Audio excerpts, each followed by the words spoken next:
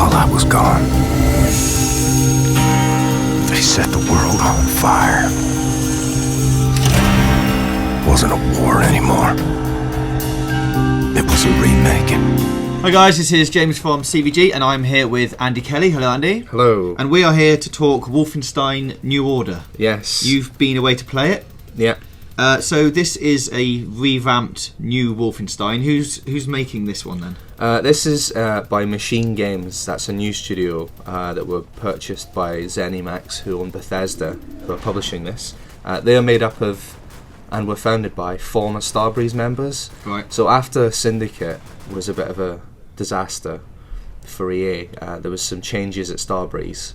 I'm not sure of whether they left of their own volition or not, but either way, they've now, a lot of the key members of the Chronicles of Riddick and the Darkness team are working on this. So, and you can kind of tell it's got the same, that kind of dark comic book look that they are so good at.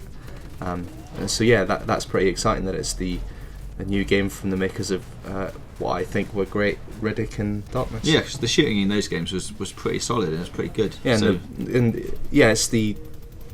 it's a new studio, so it still has a bit of uniqueness about it. And in terms of character and the story, the general story of it, then what's actually going on? Well, you play once again as BJ Blazkowicz, the star of previous Wolfensteins. Yeah.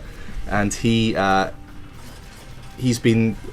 They showed us the new character model. You won't see it in this video, but they've modelled his face on the little pixelated face. I think we've got a little screenshot of his new face. Yeah. So on the little face at the bottom of Wolfenstein 3D's HUD, they've modelled it on him. So he's got the same like ridiculous square jaw and like blonde hair. He looks ridiculous. But that's kind of this game's vibe. It's ridiculous. It's set on an alternate history.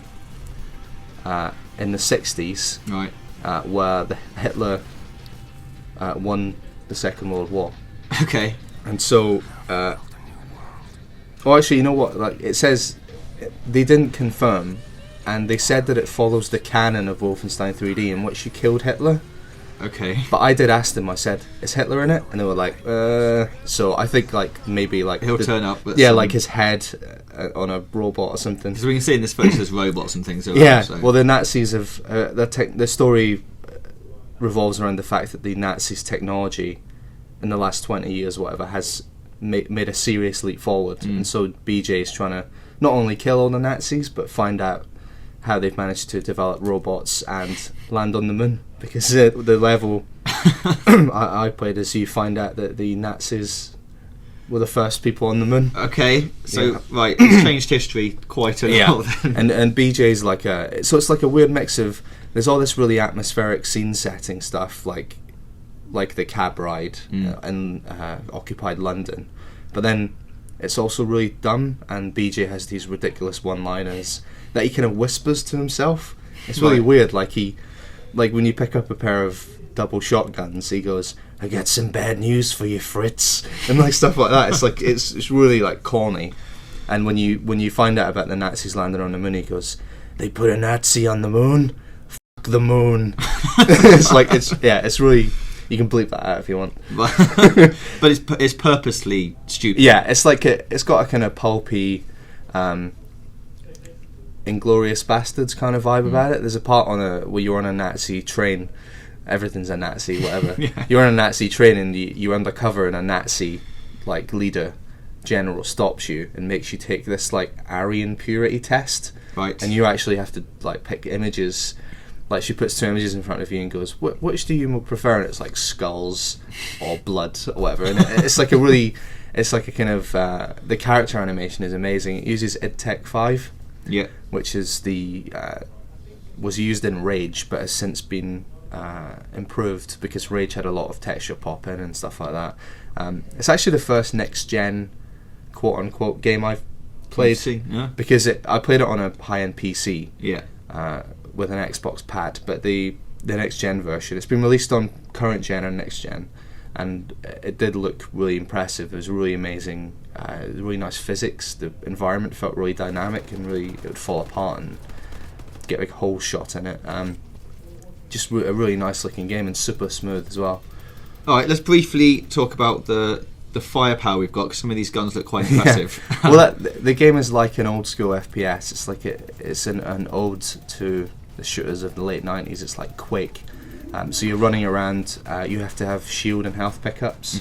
There's a tiny bit of regen, but only a very slight amount. Right. So It's you're one of getting those medikits and stuff. Yeah, so you're always scrabbling around for medikits. The weapons are just giant and ridiculous, and you can have double shotguns that are like fill up the whole screen, and they make Excellent. such a loud sound. It's amazing. It feels really satisfying. The AI is really aggressive, and you've got this laser thing where you can. It's a mixture of solving puzzles, like by cutting Right. chains and holes and stuff, but you can also make makeshift cover with it, which is pretty cool. So can you cut holes in like anything? with Yeah, your well, gun? it's that kind of gamey thing where you can cut holes in anything as long as it's part of Right. a puzzle. But it is like really, you can like cut shapes in real time into stuff. So you can cut rude shapes of. If you're cutting access into a vent, you've got to cut a little shape out of it, so you can make it whatever shape you want. It's quite impressive tech, Oh, right. and like the little bit that you cut out falls off. So it's like really Nice. It's a really impressive bit of tech in it. It's not as. It reminds me of the gravity gun in Half-Life, and then it's worked into the gameplay in quite interesting ways, but it's not as game-changing as that. Like Right. in Half-Life, you could play it with the gravity gun and not using any guns pretty much. But Yeah. it's not that all-encompassing, but it's still really impressive. Overall, then, quite impressed. Quite fun to play. Yeah, good old school, quite basic shooter, but they promised a lot of variety and a lot of interesting story moments to sort of keep you interested. All right. Well, we'll check out more of it when we get some more footage.